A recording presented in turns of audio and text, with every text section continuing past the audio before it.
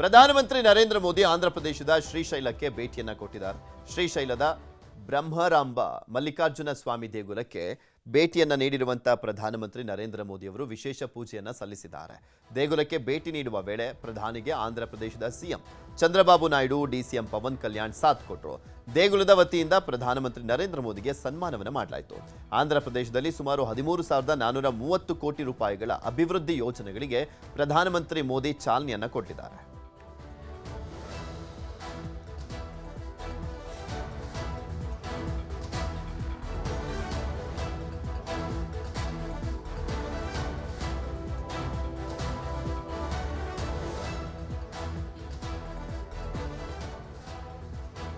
ಬೆಂಗಳೂರಿನಲ್ಲಿ ವೈದ್ಯ ಕೃತಿಕಾ ರೆಡ್ಡಿ ಕೊಲೆ ಪ್ರಕರಣಕ್ಕೆ ಸಂಬಂಧಪಟ್ಟಂತೆ ಕೊಲೆ ಮಾಡಿದಂತ ಪತಿ ಮಹೇಂದ್ರ ರೆಡ್ಡಿಗೆ ಕಾಕಿ ಡ್ರಿಲ್ ಅನ್ನು ಮಾಡ್ತಾ ಇದೆ. ಪೊಲೀಸ್ ವಶದಲ್ಲಿರುವಂತಹ ಮಹೇಂದ್ರ ರೆಡ್ಡಿಯ ವಿಚಾರಣೆಯನ್ನ ಮಾಡಲಾಗ್ತಾ ಇದೆ.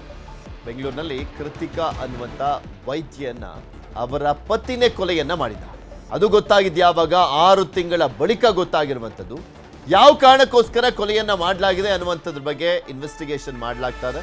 ಕಾಲಿಗೆ IV ಹಾಕಿ ಅನಸ್ತೇಶಿಯಾ ಕೊಟ್ಟ ಬಗ್ಗೆ ತನಿಖೆಯನ್ನ ಮಾಡಲಾಗ್ತಾ ಇದೆ. ಏಪ್ರಿಲ್ 21, 22, 23ನೇ ತಾರೀಕು ಅಂದ್ರೆ 3 ದಿನಗಳ ಕಾಲ ಅನಸ್ತೇಶಿಯಾ ಇಂಜೆಕ್ಷನ್ ಅನ್ನ ಕೊಟ್ಟಿದ್ದ. ಏಪ್ರಿಲ್ 24ರಂದು ವೈದ್ಯೆ ಕೃತಿಕಾ ಸಾವನ್ನಪ್ಪಿದ್ದಾರೆ. ಕೃತಿಕಾ 4 ದಿನಗಳ ಬಳಿಕ ಸಾವನ್ನಪ್ಪಿರುವಂಥದ್ದು. 3 ದಿನಗಳ ಕಾಲ ಕಂಟಿನ್ಯೂಸ್ ಆಗಿ IV ಅನಸ್ತೇಶಿಯಾ ಕೊಟ್ಟ ಬಳಿಕ ಪೊಲೀಸರು ಅದ್ರ ಬಗ್ಗೆ ಮಾಹಿತಿಯನ್ನು ಕಲೆಕ್ಟ್ ಮಾಡ್ತಾ ಇದ್ದಾರೆ. IV ಹಾಕಿ ಅನಸ್ತೇಶಿಯವನ್ನ ಕೊಟ್ಟ ಬಗ್ಗೆ ತನಿಖೆಯನ್ನು ಮಾಡಲಾಗ್ತಾ ಇರುವಂಥದ್ದು. ಮೆಡಿಕಲ್ ಕ್ರಿಮಿನಲ್ ಪ್ಲಾನ್ ಪತ್ತೆಗೆ ಪೊಲೀಸರು ಸರ್ಕಸ್ ಮಾಡ್ತಿದ್ದಾರೆ. ಕಾಲಿಗೆ IV ಹಾಕಿ ಅರವಳಿಕೆ ನೀಡಿದ್ದರ ಬಗ್ಗೆ ವಿಚಾರಣೆಯನ್ನು ಮಾಡಲಾಗ್ತದೆ. ಕೊಲೆಗೆ ಪ್ಲಾನ್ ಕೊಟ್ಟಿದ್ಯಾರು ಅಂತ ಪೊಲೀಸರು ವಿಚಾರಣೆಯನ್ನು ಮಾಡ್ತಾ ಇರುವಂಥದ್ದು. ಇಂಟರ್ನೆಟ್ನಲ್ಲಿ ಸರ್ಚ್ ಮಾಡಿ ಪ್ಲಾನ್ ಅನ್ನು ರೂಪಿಸಿರುವಂಥದ್ದ ಅಂತಲೂ ಕೂಡ ಮಾಹಿತಿಯನ್ನು ಕಲೆಕ್ಟ್ ಮಾಡ್ತಾ ಇದ್ದಾರೆ. ಈ ಒಂದು ಪ್ರಕರಣ ಸಾಕಷ್ಟು ಸದ್ದನ್ನ ಮಾಡ್ತಾ ಇದೆ. ಪತ್ನಿಗೆ ಅನಸ್ತೇಶಿಯಾ ಕೊಟ್ಟು ಕೊಲೆಯನ್ನ ಮಾಡಿದ್ದ ಡಾಕ್ಟರ್ ಮಹೇಂದ್ರ ರೆಡ್ಡಿ, ಆತನನ್ನ ವಿಚಾರಣೆ ಮಾಡಲಾಗ್ತಾ ಇದೆ. ಯಾವ ಕಾರಣಕ್ಕೋಸ್ಕರ ಕೊಲೆಯನ್ನ ಮಾಡಲಾಗಿತ್ತು ಅನ್ನುವಂಥದ್ರ ಬಗ್ಗೆ ಇನ್ನಷ್ಟೇ ಮಾಹಿತಿ ಬರಬೇಕಾಗಿರುವಂಥದ್ದು. ಸಾಕಷ್ಟು ರೀಸನ್ಸ್ಗಳನ್ನ ಸಾವನ್ನಪ್ಪಿರುವಂಥ ಕೃತಿಕಾ ರೆಡ್ಡಿಯ ಅಕ್ಕ ಹೇಳ್ತಾ ಇದ್ದಾರೆ, ಅವರ ತಂದೆ ತಾಯಿ ಕೂಡ ಹೇಳ್ತಾ ಇರುವಂಥದ್ದು. ಬಟ್ ಆತ ಏನು ಹೇಳ್ತಾನೆ ಕಾದ್ ನೋಡಬೇಕು. ಯಾವ ಕಾರಣಕ್ಕೋಸ್ಕರ ಆತ ತನ್ನ ಪತ್ನಿಯನ್ನ ಕೊಲೆ ಮಾಡ್ದ ಅಂತ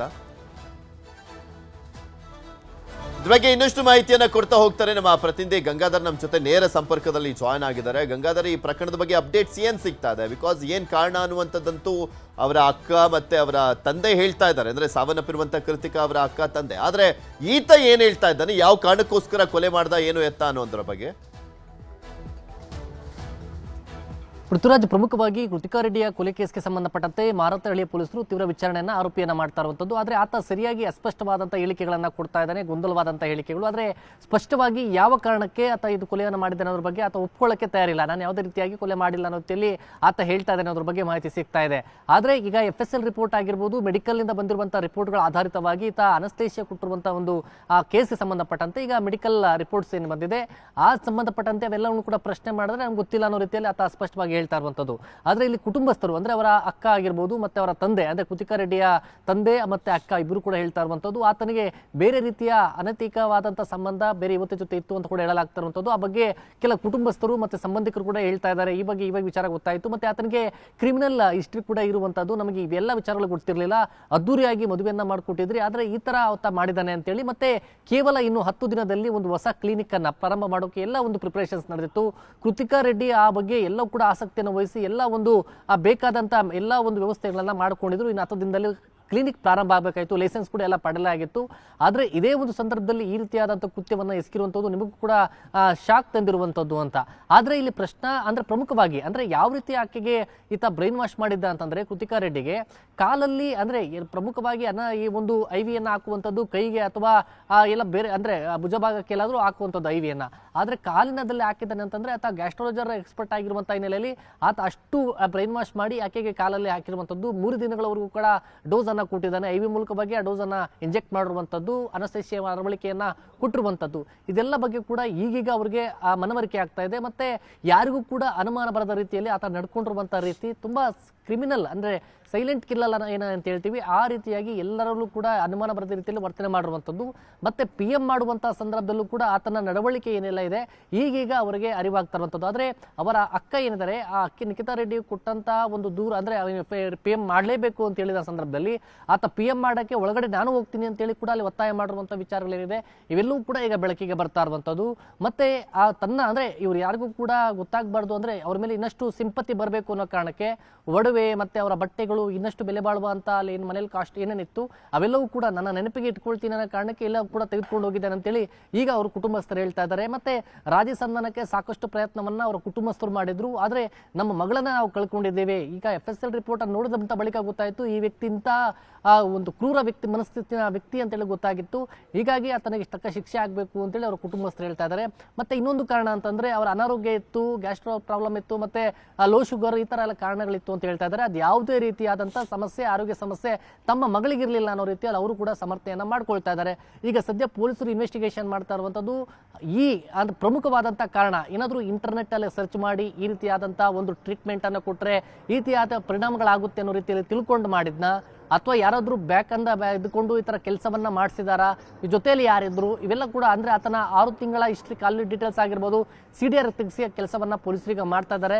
ಇದರ ಜೊತೆಯಲ್ಲಿ ಒಬ್ಬನೇ ಸಿಂಗಲ್ ಆಗಿ ಇಟ್ಕೊಂಡು ಮಾಡಿರುವಂತದ್ದು ಅಥವಾ ಆತನ ಜೊತೆಯಲ್ಲಿ ಇರುವಂತದ್ದು ಯಾರು, ಕ್ಲೋಸ್ ಕಾಂಟ್ಯಾಕ್ಟ್ ಅಲ್ಲಿ ಯಾರ್ಯಾರಿದ್ರು ಇವೆಲ್ಲ ಒಂದು ಮಾಹಿತಿಯನ್ನ ಈಗ ಪೊಲೀಸರು ಕಲೆಕ್ಟ್ ಮಾಡ್ತಾ ಇದ್ದಾರೆ. ಮತ್ತೆ ಫೈನಾನ್ಷಿಯಲ್ ವಿಚಾರಕ್ಕೆ ಸಂಬಂಧಪಟ್ಟಂತೆ ಕೂಡ ಅದ್ರ ಬಗ್ಗೆ ಕೂಡ ಮಾಹಿತಿಯನ್ನ ಪೊಲೀಸರು ಪಡಿತಾ ಇರುವಂತದ್ದು ಪೃಥ್ವಿರಾಜ್ ನೋಡ್ಬೇಕು.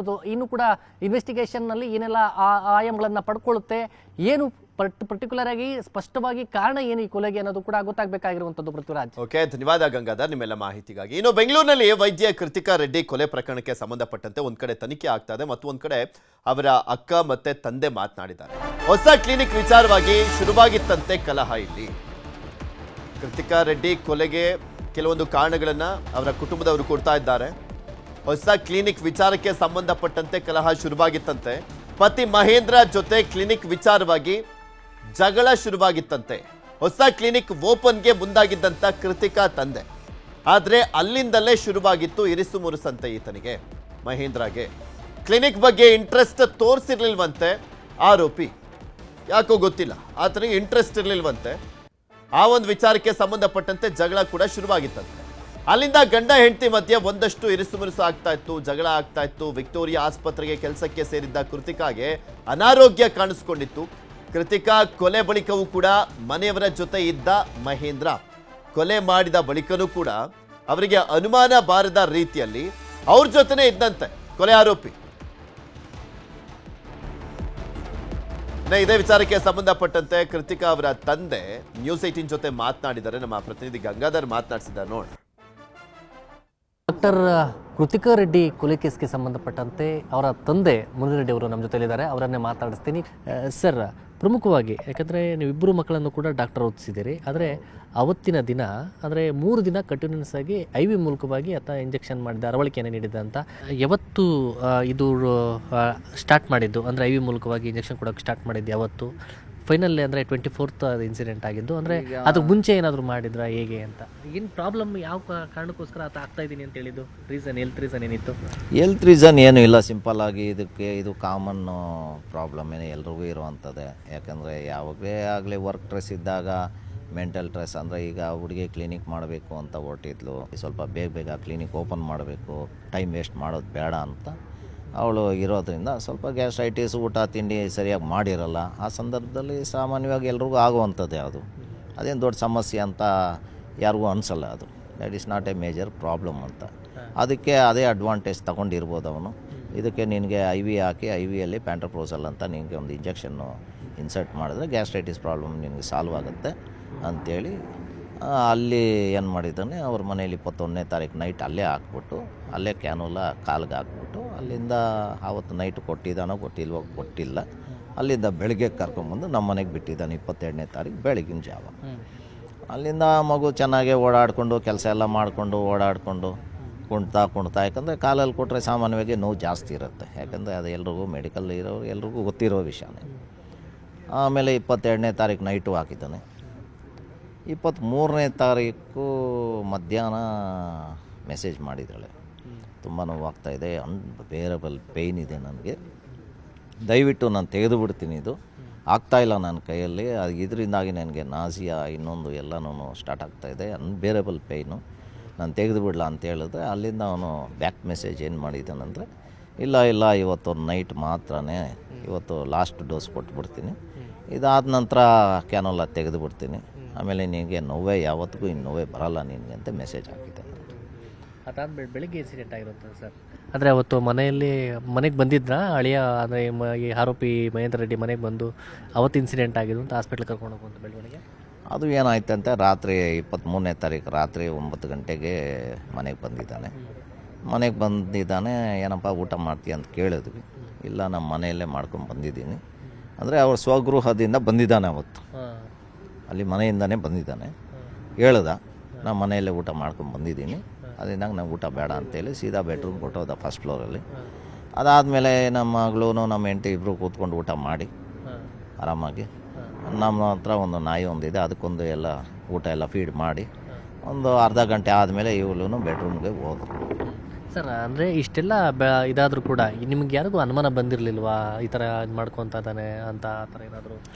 ಇಲ್ಲ, ಈಗ ಎಷ್ಟು ಗಂಡ ಹೆಂಡ್ತಿರ ಮಧ್ಯೆ ಈಗ ನಮ್ಗೆ ಏನಾದರೂ ಒಂದು ಕ್ಲೂ ಗೊತ್ತಾದರೆ ಮಾತ್ರ ನಾವು ಮಾಡ್ಬೋದು. ಏನೋ ಸಿಂಪಲಾಗಿ ಏನೋ IVL ಒಂದು ಇಂಜೆಕ್ಷನ್ ಕೊಡ್ತಾನೆ, ಅದು ಏನೋ 3 ದಿವಸ ಇಟ್ಟಿರೋದಂತೂ ಭಾರಿ ಅನುಮಾನಾಸ್ಪದವಾಗಿ ಕಾಣಿಸ್ತದೆ. ಸರ್, ಬೇರೆ ದಿನಗಳಲ್ಲಿ ಆ ಥರ ಬೇರೆ ಏನಾದರೂ ಡ್ರಗ್ಸ್ನ ಕೊಡುವಂಥದ್ದು ಸಮಥಿಂಗ್ ಯಾವುದನ್ನ ಒಂದು ಹೆಲ್ತ್ ರೀಸನ್ಸ್ ಆದಾಗ ಸಂದರ್ಭದಲ್ಲಿ ಹೆಲ್ತ್ ಇದಾದಾಗ ಆ ಥರ ಏನಾದರೂ ಅನುಮಾನಗಳಿದೆ ಸರ್? ಇಲ್ಲ, ಏನೂ ಇಲ್ಲ, ಅಂಥದ್ದು ಏನೂ ಇಲ್ಲವೇ ಇಲ್ಲ, ಅಂಥದ್ದು ಮೇಜರ್ ಇಲ್ಲ. ಯಾಕಂದರೆ ಎಲ್ಲ ರಿಪೋರ್ಟ್ಸು ಇದೆ, ಬ್ಲಡ್ ರಿಪೋರ್ಟ್ಸು ಇದೆ, ಸ್ಕ್ಯಾನಿಂಗ್ ರಿಪೋರ್ಟ್ಸ್ ಇದೆ, ಎಲ್ಲ ವೆರಿ ನಾರ್ಮಲ್, ಏನು ಎಲ್ಲ ಪ್ಯಾರಾಮೀಟರ್ಸ್ ಕರೆಕ್ಟಾಗಿದೆ.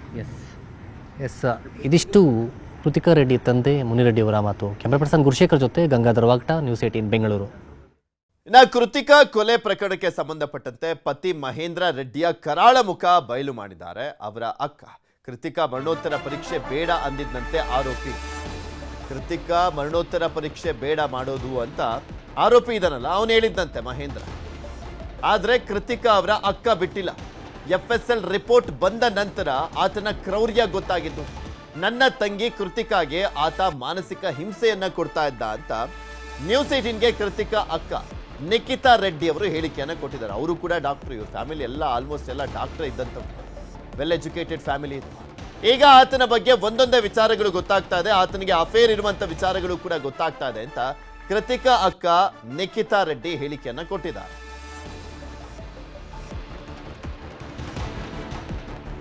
ಅವ್ರು ಏನ್ ಮಾತನಾಡಿದ್ದಾರೆ ನ್ಯೂಸ್ 18 ಜೊತೆ ನೋಡಿ.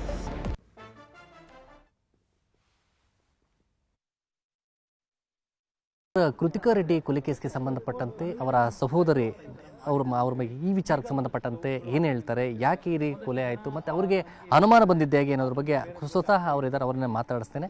ಮೇಡಮ್, ನಿಮಗೆ ಅಂದರೆ ನೀವು ಕೂಡ ಡಾಕ್ಟರು, ನಿಮ್ಮ ಸಿಸ್ಟರ್ ಕೂಡ ಡಾಕ್ಟ್ರು, ಬಟ್ ಅಂದರೆ ಎಲ್ಲರೂ ಕೂಡ IV ಕೈಗೆ ಹಾಕುವಂಥದ್ದು, ಬಟ್ ಆದರೆ ಕಾಲ್ಗೆ ಹಾಕ್ತಾರಂತ ಹೇಳಿದ್ರು. ಆದರೆ ನಿಮಗೆ ಅದ್ರ ಬಗ್ಗೆ ಅನುಮಾನ ಬರಲಿಲ್ವಾ, ಯಾಕೆ ಕಾಲ್ಗೆ ಹಾಕ್ತಾ ಇದ್ದಾರೆ ಏನು ಅಂತ? ಅವ್ನ ಕಾಲ್ಗೆ ಇಲ್ಲಿ ಹಾಕಿಲ್ಲ, ಅವ್ನ ಮನೆಯಲ್ಲಿ ಹಾಕ್ಬಿಟ್ಟು ಕರ್ಕೊಂಬಂದಿರೋದು ನಮ್ಮ ಮನೆಗೆ.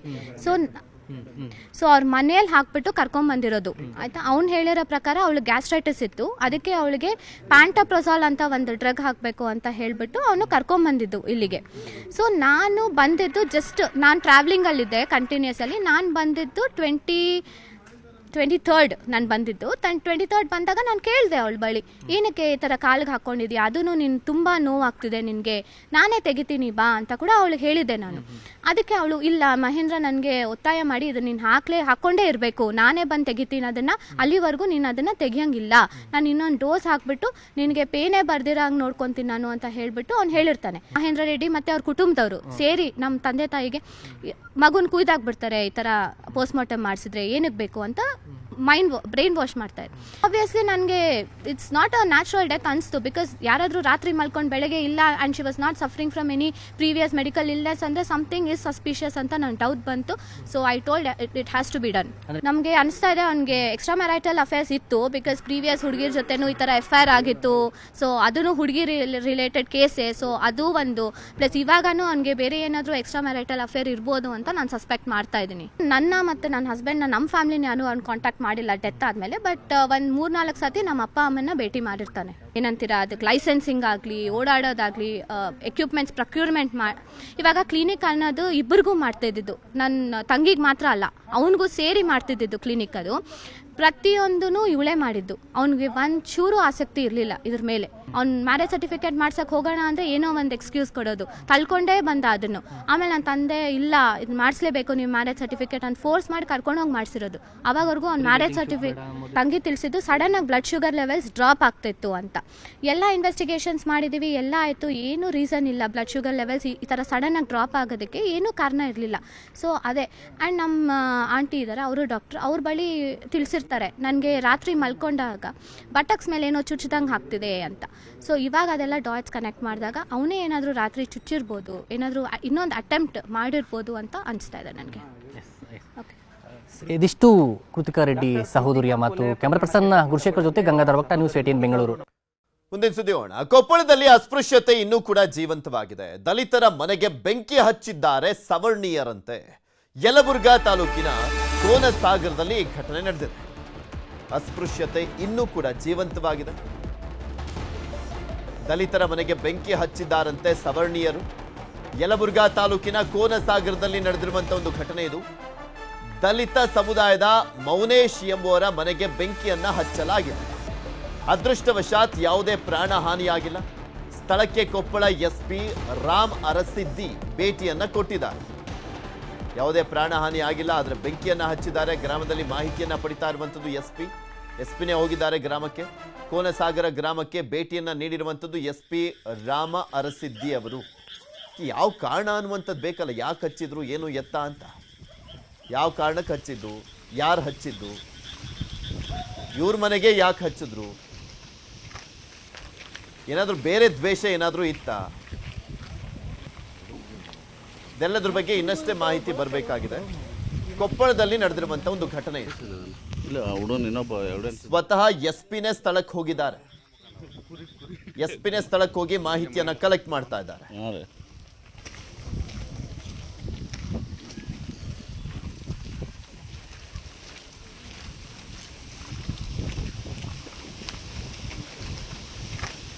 ಈಗ ತೋರಿಸ್ತಾ ಇದ್ವಿ ದೃಶ್ಯಾವಳಿಗಳಲ್ಲಿ ಬೆಂಕಿ ಹಚ್ಚಿರುವಂತ ದೃಶ್ಯಾವಳಿಯನ್ನ ಗಮನಿಸಬಹುದು.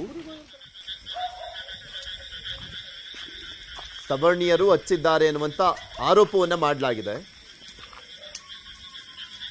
ಈಗ ಆಲ್ರೆಡಿ ಸ್ಥಳಕ್ಕೆ ಎಸ್ಪಿನೇ ಹೋಗಿ ಮಾಹಿತಿಯನ್ನ ಕಲೆಕ್ಟ್ ಮಾಡ್ತಾ ಇದ್ದಾರೆ. ಯಾವ ಕಾರಣಕ್ಕೆ ಈ ಒಂದು ಬೆಂಕಿಯನ್ನ ಹಚ್ಚುವಂತ ಕೆಲಸ ಆಗಿದೆ ಅಂತ. ಇದೇ ವಿಚಾರಕ್ಕೆ ಸಂಬಂಧಪಟ್ಟಂತೆ ಮಾತಾಡಲಿಕ್ಕೆ ನಮ್ಮ ಜೊತೆ ಮನೆ ಮಾಲೀಕ ಮೌನೇಶ್ ಅವರೇ ದೂರವಾಣಿ ಸಂಪರ್ಕದಲ್ಲಿ ಜಾಯ್ನ್ ಆಗಿದ್ದಾರೆ. ನಮಸ್ಕಾರ ಮೌನೇಶ್. ನನ್ನ ಧ್ವನಿ ಕೇಳಿಸ್ತಾ ಇದೆಯಾ? ಸರ್ ಕೇಳಿಸ್ತಾ ಇದೆ ಸರ್. ಯಾವ ಕಾರಣಕ್ಕೋಸ್ಕರ ನಿಮ್ಮನ್ನು ಟಾರ್ಗೆಟ್ ಮಾಡಿದ್ರು, ನಿಮ್ಮ ಮನೆಗೆ ಬೆಂಕಿ ಹಚ್ಚಿದ್ದಾರೆ, ಯಾರು ಹಚ್ಚಿದ್ದು? ಸರ್ ಜಾತಿ ವೈಷಮ್ಯಕ್ಕೆ ಸರ್ ಹಚ್ಚಿದ್ದಾರೆ ಸರ್ ಅವರು. ಅಂದ್ರೆ ಏನಾದರೂ ಗಲಾಟೆ ಆಗಿತ್ತಾ ಏನು? ಇಲ್ಲ ಸರ್, ಇದೇ ವಿಷಯವಾಗಿ ಈಗ ಈ ಅಸ್ಪೃಶ್ಯತೆ ಅಸಮಾನತೆ ವಿರುದ್ಧ ನಾವು ಧ್ವನಿ ಎತ್ತಲಿಕ್ಕೆ ಈ ತರ ಮಾಡ್ತಿದ್ದಾರೆ ಸರ್ ಇಲ್ಲಿ. ಅಂದ್ರೆ ನೀವಲ್ಲಿ ಆ ವಿಚಾರಕ್ಕೆ ಸಂಬಂಧಪಟ್ಟಂತೆ ಮಾತಾಡ್ತಿರ್ತೀರಾ, ಅದಕ್ಕೆ ನಿಮ್ಮನ್ನು ಟಾರ್ಗೆಟ್ ಮಾಡಿದ್ರಾ? ಹಾಂ ಸರ್. ಇನ್ಯಾರನ್ನು ಟಾರ್ಗೆಟ್ ಮಾಡಿಲ್ಲ. ನಾವು ಭೀಮ್ ಆರ್ಮಿ ಕರ್ನಾಟಕ ಏಕತಾ ಮಿಷನ್ ಹೇಳಿ ಕೊಪ್ಪಳ ಜಿಲ್ಲಾಧ್ಯಕ್ಷರಾಗಿ ಕೆಲಸ ಮಾಡ್ತಾ ಇದೀವಿ ಸರ್. ಓಕೆ. ಹಂಗಾಗಿ ನಾವು ಪ್ರಶ್ನೆ ಮಾಡ್ತೀವಲ್ಲ ಸರ್, ಅವ್ರಿಗೆ ಅದು ಇಡ್ಸಲ್ಲ ಸರ್, ಹಂಗಾಗಿ ವಿರೋಧ ವ್ಯಕ್ತಪಡಿಸ್ತಾರೆ ಸರ್ ಅವರು. ಯಾರು ಹಚ್ಚಿದ್ಯಾರು, ಬೆಂಕಿ ಹಚ್ಚಿದ್ಯಾರು? ಸರ್ ಅಲ್ಲಿ ನಮ್ಮ ಗ್ರಾಮ ಸರ್ ಅಲ್ಲಿ ಇದ್ದಾರೆ ಸರ್, ಅವರು ಹನುಮಂತಪ್ಪ ಜೂಲ್ಕಟ್ಟೆ ಅಂತ, ಅವ್ರ ಮೇಲೆ ನಮ್ಗೆ ಅನುಮಾನ ಇದೆ ಸರ್. ಅನುಮಾನ ಇದೆ ಅಂದ್ರೆ ಯಾರು ಹಚ್ಚಿದ್ದು ಅನ್ನುವಂಥದ್ದು ಯಾರು ನೋಡಿಲ್ಲ? ಇಲ್ಲ ಸರ್, ಅದು ರಾತ್ರಿ ನಮ್ಮ ಒಬ್ಬ ಹುಡುಗ ಮಲ್ಕೊಂಡಿದ್ರು ಸರ್. ಅವಾಗ ಎದ್ದು ಬರುವಾಗ ಒಂದು 7 ರಿಂದ 8 ಜನ ಬರೋದು ನೋಡಿಬಿಟ್ಟು ಓಡಿ ಹೋದ್ರಂತ ಸರ್ ಅವರು. ಓಕೆ. ಅದು ಅವ್ರು ಅವ್ನು ಹೇಳೋ ರೀತಿ ಸರ್, ಅವರೇ ಇರ್ಬೋದು ಅಂತ ಹೇಳ್ತಾರೆ ಸರ್ ಅವರು. ಅಂದ್ರೆ ಯಾರು ಅಂದ್ರೆ ಅವ್ರು ಇರಬಹುದು ಅನ್ನುವಂಥ ಅನುಮಾನ ಬಿಟ್ರೆ ಇಲ್ಲಿ ಅವರೇ ಹಚ್ಚಿರೋದು ಅನ್ನುವಂಥದ್ದು ಯಾರು ನೋಡಿಲ್ಲ ಸರ್. ಈಗ ನಮ್ಮ ಮೇಲೆ ವೈಷಮ್ಯ ಇರೋದು ಅವರಲ್ಲ ಸರ್, ಅವರೇ ಹಚ್ಚಿರ್ಬೇಕಂತ ನಮಗೆ ಇದು ಸರ್. ಓಕೆ. ಈಗ SP ಅವ್ರಿಗೆ ದೂರು ಕೊಟ್ಟಿದ್ದೀರಾ, SP ಕೂಡ ಬಂದಿದ್ದಾರೆ. SP ಏನ್ ಹೇಳಿದ್ರು? ಈಗ ಯಾರನ್ನಾದ್ರೂ ಬಂಧನ ಮಾಡ್ಲಾಗಿದ್ಯಾ? ಇಲ್ಲ ಸರ್, ಇನ್ನೂ ಆಗಿಲ್ಲ ಸರ್. ಇನ್ನೊಂದು ಈ ಮಾಧ್ಯಮದ ಮೂಲಕ ನಾನೊಂದು SP ಸಾಹೇಬ್ರಲ್ಲಿ ಒಂದು ಮನವಿ ಬಂದು ಕ್ಷಮೆ ಕೇಳ್ಬೇಕಾಯ್ತು ಸರ್. ಸರ್ ಅವರು ನಮ್ಮ ಗ್ರಾಮಕ್ಕೆ ಬಂದು ಭೇಟಿ ಕೊಟ್ಟಿದ್ದಾರೆ ಸರ್. ಆ ಟೈಮಲ್ಲಿ ನಾನು ತಮ್ಮನ್ನ ಕರೀಲಿಕ್ಕೆ ನಮ್ಮ ಜಮೀನಿಗೆ ಹೋಗಿದ್ದೆ ಸರ್. ಓಕೆ. SP ಸಾಹೇಬ್ರು ಬಂದಿರೋದು ನನಗೆ ಗೊತ್ತಿರಲಿಲ್ಲ ಸರ್. ಓಕೆ. ಹಂಗಾಗಿ ಆಗ್ಲೇ ಒಂದು ಮಾಧ್ಯಮದಲ್ಲಿ ಹೇಳಿಕೆ ಕೊಡುವಾಗ ಎಸ್ ಪಿ ಸಾಹೇಬ್ರು ಬಂದಿಲ್ಲ ಅಂತ ಹೇಳಿದ್ದೆ ಸರ್. ಅದಕ್ಕೆ ನಾನು ಎಸ್ ಪಿ ಸಾಹೇಬ್ರಲ್ಲಿ ನಾನು ಕ್ಷಮೆ ಕೇಳ್ತಾ ಇದ್ದೀನಿ. ಕ್ಷಮೆ ಇರಲಿ, ಈಗ ನೀವು ಅವ್ರ ಹತ್ರ ಹೋಗಿ ಮಾತಾಡಿದ್ರೆ ಅಲ್ಲಾಗುತ್ತೆ, ಕ್ಲಿಯರ್ ಆಗುತ್ತೆ. ಬಟ್ ಯಾರು ಹಚ್ಚಿರುವ ಅನ್ನುವಂಥದ್ದು ಯಾರು ನೋಡಿಲ್ಲ, ಬಟ್ ನಿಮಗೆ ಅವ್ರ ಮೇಲೆ ಅನುಮಾನ. ನೋಡೋಣ, ಈಗ ಪೊಲೀಸರು ತನಿಖೆಯನ್ನು ಮಾಡ್ತಾ ಇದಾರಲ್ಲ, ಯಾರು ಅನ್ನುವಂಥದ್ದು ಗೊತ್ತಾಗುತ್ತೆ. ಧನ್ಯವಾದ ಮೌನೇಶ್, ನ್ಯೂಸ್ 18 ಜೊತೆ ಮಾತನಾಡಿದ್ದಕ್ಕೆ. ಧರ್ಮಸ್ಥಳದ ಬುರುಡೆ ರಹಸ್ಯದ ತನಿಖೆ ಚುರುಕುಗೊಂಡಿದೆ. ಚಾರ್ಜ್ ಶೀಟ್ ಸಲ್ಲಿಕೆ ಹೊತ್ತಲ್ಲೇ ಬಿಗ್ ಟ್ವಿಸ್ಟ್ ಸಿಗ್ತಾ ಇರುವಂಥದ್ದು. ಕೋರ್ಟ್ನಲ್ಲಿ ಚಿನ್ನಯ್ಯ ಹೇಳಿದ ರಹಸ್ಯದ ತಲೆ ಬಿಸಿ. ಧರ್ಮಸ್ಥಳದ ಬುರುಡೆ ರಹಸ್ಯದ ತನಿಖೆ ಇನ್ನೂ ಕೂಡ ಕಂಟಿನ್ಯೂ ಆಗಿದೆ. ಚಾರ್ಜ್ ಶೀಟ್ ಸಲ್ಲಿಕೆ ಹೊತ್ತಲ್ಲೇ ಒಂಥರ ಟ್ವಿಸ್ಟ್ ಸಿಕ್ಕಂತ ಆಗ್ತಾ ಇದೆ. ಕೋರ್ಟ್ನಲ್ಲಿ 10 ಶವಗಳ ರಹಸ್ಯವನ್ನ ಹೇಳಿದ್ದ ಚಿನ್ನಯ್ಯ. ಈಗ ಆಲ್ರೆಡಿ ಆತ ಹೇಳಿದ ಕಡೆ ಎಲ್ಲ ಅಗದು ಬಗದು ಏನೇನೆಲ್ಲ ಆಗಿದೆ ಎಲ್ರಿಗೂ ಗೊತ್ತಿರುವಂಥದ್ದೇ. ಅದಾದ್ಮೇಲೆ ತಪ್ಪೊಪ್ಪಿಗೆ ಅನ್ನ ಕೂಡ ಸ್ಟೇಟ್ಮೆಂಟ್ ಅನ್ನ ಕೂಡ ಕೊಟ್ಟಿದ್ದಾನೆ. SIT ಮುಂದೆ ಹೇಳದ ವಿಚಾರ ಕೋರ್ಟ್ ಮುಂದೆ ಹೇಳಿದ್ದ ಅವನು. ಈ 10 ಶವಗಳ ಬಗ್ಗೆ ತನಿಖೆಗೆ ಮುಂದಾಗಿರುವಂಥದ್ದು SIT. 10 ಶವಗಳ ವಿಚಾರಕ್ಕೆ ಸಂಬಂಧಪಟ್ಟಂತೆ 10 ಶವ ಹೂತು ಹಾಕಿದ್ದು ಯಾವಾಗ, ಎಲ್ಲಿ ಅಂತ ಶೋಧವನ್ನ ಮಾಡಲಾಗ್ತದೆ. ಮತ್ತೆ ಎಲ್ಲ UDR ಪೋಸ್ಟ್ ಮಾರ್ಟಮ್ ವರದಿಗಳ ಪರಿಶೀಲನೆಯನ್ನ ಮಾಡಲಾಗ್ತದೆ. ಧರ್ಮಸ್ಥಳ ಗ್ರಾಮ ಪಂಚಾಯಿತಿಯಿಂದಲೂ ಕೂಡ ಮಾಹಿತಿಯನ್ನ ಸಂಗ್ರಹ ಮಾಡಲಾಗ್ತದೆ. ಒಂದೇ ಜಾಗದಲ್ಲಿ 10 ಶವ ಹೂತಿದ್ದೇನೆ ಅಂತ ಹೇಳಿದ್ದ. ಈ ಮುಂಚೆ ಒಂದು 25-30 ಎಲ್ಲ ಹೇಳಿದ್ದ, ಅಲ್ಲೂ ಕೂಡ ಏನು ಸಿಗ್ಲಿಲ್ಲ. ಈಗ ಇನ್ನೊಂದು ಕಡೆ ಒಂದೇ ಕಡೆ 10 ಶವವನ್ನು ಹೂತಿದ್ದೇನೆ ಅಂತ ಹೇಳಿದಾನಂತೆ ಚಿನ್ನಯ್ಯ. ಸದ್ಯ ಶಿವಮೊಗ್ಗ ಜೈಲಿನಲ್ಲಿ ನ್ಯಾಯಾಂಗ ಬಂಧನದಲ್ಲಿದ್ದಾನೆ ಚಿನ್ನಯ್ಯ. ಕೋರ್ಟ್ನಿಂದ ಅನುಮತಿ ಪಡೆದು ಶಿವಮೊಗ್ಗ ಜೈಲಿನಲ್ಲೇ ಚಿನ್ನಯ್ಯನ ವಿಚಾರಣೆಯನ್ನ ಮಾಡಲಿದ್ದಾರಂತೆ SIT. ಚಿನ್ನಯ್ಯ ಹೇಳಿದ ಕಡೆ ಎಲ್ಲ ಈ ಮುಂಚೆ ಯಾವ ರೀತಿಯಾಗಿ ಆಪರೇಟ್ ಮಾಡಲಾಯಿತು, ಕಾರ್ಯಾಚರಣೆ ಮಾಡಲಾಯಿತು, ಉತ್ಖನನ ಮಾಡಲಾಯಿತು, ಎಲ್ರಿಗೂ ಗೊತ್ತಿರುವಂಥದ್ದೇ. ಇನ್ನು SIT ಮುಂದೆ ಹೇಳದಿರುವಂಥ ವಿಚಾರವೊಂದನ್ನ ಕೋರ್ಟ್ ಮುಂದೆ ಹೇಳಿದ್ನಂತೆ. ಒಂದೇ ಕಡೆ 10 ಶವವನ್ನು ಹೂತಿಟ್ಟಿದ್ದೇನೆ ಅಂತ. ಸೊ ಆ ಒಂದು ವಿಚಾರಕ್ಕೆ ಸಂಬಂಧಪಟ್ಟಂತೆ ಈಗ ಮತ್ತೊಮ್ಮೆ ಅಲ್ಲೇನಾದರೂ ಉತ್ಖನನವನ್ನ ಮಾಡಲಾಗುತ್ತಾ, ಆ ರಹಸ್ಯವನ್ನ ಶೋಧ ಮಾಡಲಿಕ್ಕೆ ಮುಂದಾಗ್ತಾರಾ, ಅಥವಾ ಈತ ಕೊಟ್ಟಿದ್ದೆಲ್ಲವೂ ಕೂಡ ಹೇಳಿದ್ದೆಲ್ಲವೂ ಕೂಡ ಈಗ ಸುಳ್ಳಾಗ್ತಾ ಇರುವಂಥ ಹಿನ್ನೆಲೆಯಲ್ಲಿ ಇದನ್ನ ಸೀರಿಯಸ್ ಆಗಿ ಕನ್ಸಿಡರ್ ಮಾಡ್ತಾರಾ? ಯಾಕೆಂದ್ರೆ ತಪ್ಪೊಪ್ಪಿಗೆ ಸ್ಟೇಟ್ಮೆಂಟ್ ಅನ್ನ ಕೂಡ ಕೊಡಲಾಗಿದೆ. ಈಗ ಅದು ಕೋರ್ಟ್ ಮುಂದೆನೆ ಹೋಗಿ ಕೊಟ್ಟಿದ್ದಾನೆ.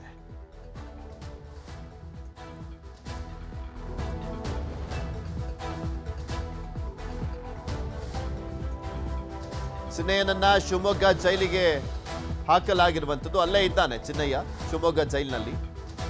ಅಲ್ಲಿಗೆ ಹೋಗಿ ಆತ ಕೊಟ್ಟಿರುವಂಥ ಸ್ಟೇಟ್ಮೆಂಟ್ ವಿಚಾರಕ್ಕೆ ಸಂಬಂಧಪಟ್ಟಂತೆ ಮಾಹಿತಿಯನ್ನ ಪಡೆದುಕೊಳ್ಳೋದಕ್ಕೆ ಮುಂದಾಗ್ತಾ ಇದ್ದಾರೆ SIT ಟೀಮ್ನವರು ಅಂತ ಹೇಳಲಾಗ್ತದೆ. ಈ ಪ್ರಕರಣ ಅದು ಯಾವಾಗ ಒಂದು ಲಾಜಿಕಲ್ ಹೆಂಡಿಗೆ ಹೋಗುತ್ತೋ ಗೊತ್ತಿಲ್ಲ. ಇನ್ನೂ ಕೂಡ ತನಿಖೆ ತನಿಖೆ ತನಿಖೆ ಅನ್ನುವಂಥದ್ದನ್ನ ನೋಡ್ತಾನೇ ಇದ್ದೀವಿ. ಒಂದು ಕಡೆ ಚಿನ್ನಯ್ಯ ಜೈಲಲ್ಲಿದ್ದಾನೆ, ಆತನ ಪತ್ನಿಯರನ್ನು ಕೂಡ ವಿಚಾರಣೆ ಮಾಡಲಾಯಿತು, ಆತನ ಅಕ್ಕ ಅವ್ರನ್ನೆಲ್ಲರನ್ನೂ ಕೂಡ ವಿಚಾರಣೆ ಮಾಡಲಾಯಿತು, ಈತನ ಜೊತೆಗಿದ್ದಂಥವ್ರನ್ನೂ ಕೂಡ ವಿಚಾರಣೆ ಎಲ್ಲ ಆಯಿತು. ಇದ್ರ ಬಗ್ಗೆ ಇನ್ನಷ್ಟು ಮಾಹಿತಿಯನ್ನು ಕೊಡ್ತಾ ಹೋಗ್ತಾರೆ ನಮ್ಮ ದಕ್ಷಿಣ ಕನ್ನಡದ ಪ್ರತಿನಿಧಿ ಕಿಶನ್. ನಮ್ಮ ಜೊತೆ ನೇರ ಸಂಪರ್ಕದಲ್ಲಿ ಜಾಯ್ನ್ ಆಗಿದ್ದಾರೆ. ಕಿಶನ್, SIT ಮುಂದೆ ಹೇಳದಿರುವಂಥದ್ದನ್ನ ಕೋರ್ಟ್ ಮುಂದೆ ಹೇಳಿದ್ದಾನಂತೆ. ಈಗ ಆ 10 ಶವಗಳ ವಿಚಾರಕ್ಕೆ ಸಂಬಂಧಪಟ್ಟಂತೆ ಯಾವ ರೀತಿಯ ತನಿಖೆಯನ್ನ ಮಾಡಲಿಕ್ಕೆ ಪೊಲೀಸರು ಮುಂದಾಗಿದ್ದಾರೆ, ಅದನ್ನು ಎಷ್ಟು ಮಟ್ಟಿಗೆ ಸೀರಿಯಸ್ ಆಗಿ ಕನ್ಸಿಡರ್ ಮಾಡಿದ್ದಾರೆ ಅಂತ. ಈ ಹಿಂದೆ 100 ಶವ ಅಂತ ಹೇಳಿದ, ಅದರಲ್ಲೂ ಕೂಡ ಯಾವುದು ಸಿಕ್ಕಿರ್ಲಿಲ್ಲ. ಈಗ ಇದನ್ನ ಕೂಡ ಸೀರಿಯಸ್ ಆಗಿ ಕನ್ಸಿಡರ್ ಮಾಡಿ ಉತ್ಖನನ ಮಾಡಬೇಕು ಅಂತಿದ್ದಾರಾ? ಪೃಥ್ವಿ, ಬೆಳ್ತಂಗಡಿ ಕೋರ್ಟಿಗೆ ಇತ್ತೀಚೆಗೆ BNSS 183 ಹೇಳಿಕೆಯನ್ನು, ಅಂದರೆ ಸ್ವಾಯಿಚ್ಛಾ ಹೇಳಿಕೆಯನ್ನ ಚಿನ್ನಯ್ಯ ಕೊಟ್ಟಿದ್ದ. ಈ ಹೇಳಿಕೆಯಲ್ಲಿ ಆತ ಒಂದು ವಾಕ್ಯವನ್ನು ಉಲ್ಲೇಖ ಮಾಡಿದ್ದ, ನಾನು ಧರ್ಮಸ್ಥಳ ಗ್ರಾಮದಲ್ಲಿ ಒಂದೇ ಕಡೆಯಲ್ಲಿ 10 ಶವಗಳನ್ನು ಹೂತು ಹಾಕಿದ್ದೇನೆ ಅಂತ ಹೇಳಿ. ಈ ಮೊದಲಿನ ಹೇಳಿಕೆಯಲ್ಲಿ ಕೂಡ ಈ ಬಗ್ಗೆ ಆತ ಉಲ್ಲೇಖ ಮಾಡಿರಲಿಲ್ಲ. ಬಳಿಕ SIT ತನಿಖೆ ಮಾಡುವಂತಹ ಸಂದರ್ಭದಲ್ಲಿ ಕೂಡ ಈ ವಿಚಾರವನ್ನ ಹೇಳಿಲ್ಲ. ಆದರೆ ಬೆಳ್ತಂಗಡಿಯ ನ್ಯಾಯಾಧೀಶರ ಮುಂದೆ ಈ ಹೊಸ ಹೇಳಿಕೆಯನ್ನು ಕೊಟ್ಟಂತ ಕಾರಣಕ್ಕಾಗಿ ಈಗ SIT ಅಧಿಕಾರಿಗಳು ಮತ್ತೆ ಅದರ ಹಿಂದೆ ಬಿದ್ದಿದ್ದಾರೆ, ಅದರ ತನಿಖೆಗೆ ಮುಂದಾಗ್ತಾ ಇದ್ದಾರೆ. ಒಂದು ಕಡೆ ಎಲ್ಲ ಆಯಾಮಗಳ ತನಿಖೆ ಪೂರ್ಣಗೊಂಡು ಚಾರ್ಜ್ ಶೀಟ್ ಸಲ್ಲಿಕೆಗೆ SIT ತಯಾರಾಗ್ತಾ ಇದೆ. ಇದರ ನಡುವೆ ಚಿನ್ನಯ್ಯ ಕೊಟ್ಟಿರುವಂತ ಈ ಹೇಳಿಕೆ SITಗೆ ಒಂದು ರೀತಿಯಾಗಿ ಸವಾಲಾಗಿ ಮಾರ್ಪಾಟಾಗಿದೆ. ಹಾಗಾಗಿ ಆತ ಹೇಳಿರುವಂತಹ ವಿಚಾರವನ್ನ ಈಗ ಬಹಳ ಗಂಭೀರವಾಗಿ SIT ತೆಗೆದುಕೊಳ್ತಾ ಇದೆ ಮತ್ತು ಸರ್ಕಾರಿ ದಾಖಲೆಗಳಲ್ಲಿ ಉಲ್ಲೇಖವಾಗಿರುವಂತಹ ಎಲ್ಲ ದಾಖಲೆಗಳ ಪರಾಮರ್ಶೆಯನ್ನು ಈಗ SIT ಮಾಡ್ತಾ ಇರುವಂತದ್ದು. ಪೃಥ್ವಿರಾಜ್, ಧನ್ಯವಾದ ಕಿಶನ್ ನಿಮ್ಮೆಲ್ಲ ಮಾಹಿತಿಗಾಗಿ.